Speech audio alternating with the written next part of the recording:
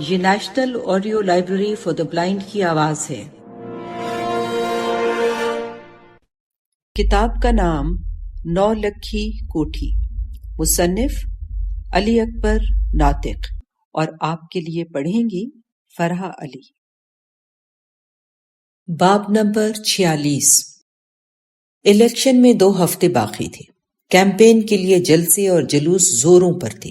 ان جلسوں میں کانگریس اور یونینسٹ پارٹی کے امیدوار بھی کہیں کہیں تقریریں کرتے اور ووٹ مانگتے نظر آ رہے تھے، لیکن ان کی تعداد آٹے میں نمک کے برابر تھی۔ غلام حیدر کے بندے اس طرح سارے علاقے میں پھیل چکے تھے کہ ان بیچاروں کو جلسہ کرنے کی جگہ بھی نہیں ملتی تھی۔ جانی چھمپا اور امانت خان نے بہت جگہ پر ڈانک سوٹا چلا کر انہیں منتشر ہونے پر مجبور کر دیا تھا، جس کا نتیجہ یہ نکلا وہ بدک گئے اور ان کے سامنے آنے سے گریز کرنے لگے۔ خوش قسمتی سے اسی طرح کا ایک ہجوم کانگریس پارٹی کا غلام حیدر کے ہجوم سے راستے میں ٹکرا گیا۔ یہ جگہ منڈی گرو ہرسا سے روہی کی طرف 10 میل پر تھی۔ کانگریس کے امیدوار بھی وہاں چھوٹے چھوٹے گاؤں سے کہیں ووٹ مانگنے نکلے تھے۔ غلام حیدر نے اپنے بندوں کو حکم دیا، ان کی ذرا اچھے طریقے سے دھلائی کر دو، انہیں جرت کیسے ہوئی یہاں آ کر ووٹ مانگنے کی۔ غلام حیدر کا سننا تھا کہ جتنا بھی اس کا گروہ تھا سب کانگریسی لیڈروں پر ٹوٹ پڑا۔ یہ جگہ ایسی تھی جہاں ریت کی وجہ سے ان کی سواریاں زیادہ تر اونٹوں کی تھی۔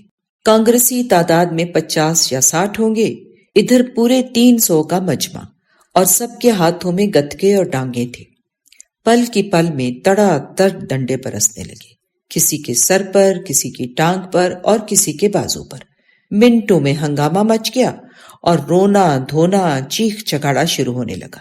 کچھ نے اونٹوں کو ڈنڈے مارنے شروع کر دیے، جس کی وجہ سے وہ اپنے سواروں کو بھی نیچے پھینک پھینک کر دوڑنے لگے، جس کا جدھر منہ آیا نکل گیا، اور لمحوں میں کانگریسی گروہ آفت کا شکار ہو کر بکھر گیا۔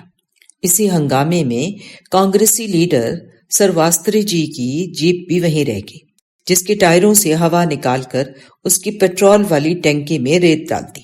اسی طرح ایک دفعہ غلام حیدر نے یونینسٹ پارٹی کے امیدوار سرور بہکا والے کی مخصر تحصیل کے ایک جلسے سے خطاب کرتے ہوئے چھترول کر دی۔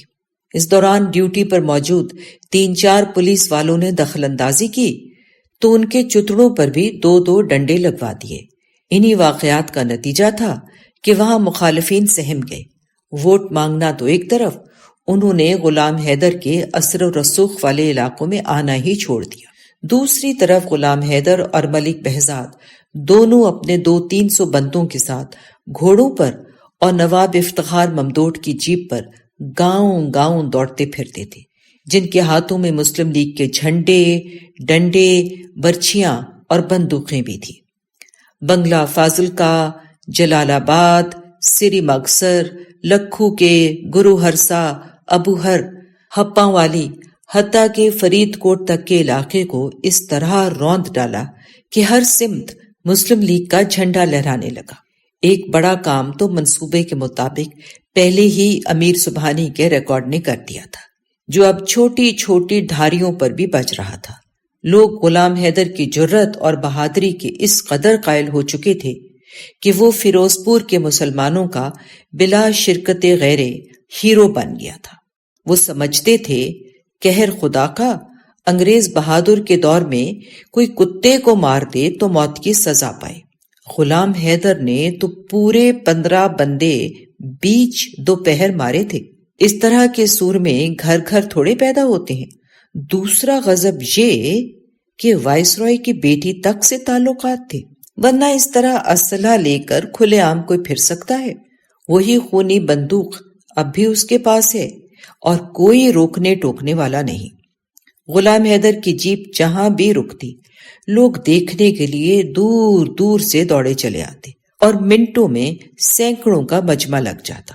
ادھر لوگ اکٹھے ہوتے، ادھر 10-15 منٹ امیر سبحانی کا ریکارڈ بجتا، اس کے بعد ملک بہزاد سامنے آتا اور غلام حیدر کی دلیری اور نواب ممدوٹ کی مسلمانوں کے لیے دی گئی ان قربانیوں کا واویلا مچاتا جن کے بارے میں فیروز پور کے قریباً تمام لوگ بے خبر تھے، مگر وہ ملک بہزاد کی باتوں کا اعتبار کر رہے تھے۔